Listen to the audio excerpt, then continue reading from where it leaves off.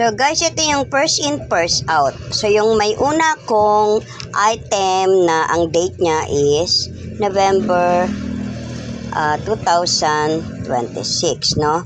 And then, may dumating kaninang order ko is, ang date niya is January 2027. Ang FIFO method means first in, first out. So yung unang dumating na item, so ito muna ang ilalabas natin for display, no? Yun ang first in, first out. Saka natin susunod kung nabili na itong November 26, ba, nabili na ito.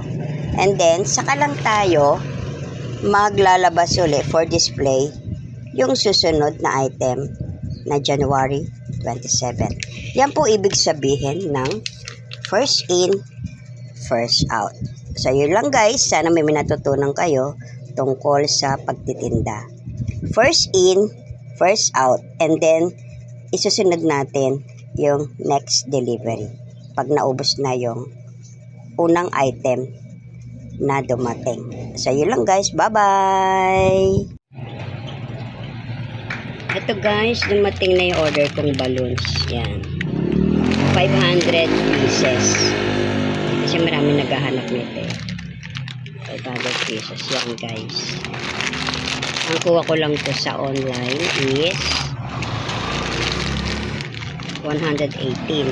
So, kung piso isa, meron akong 382. No? So, 500 minus 118. Meron akong income na 382. Sana kung maubos ngayon, makukuha ko agad yun. Kaso, pa isa-isa.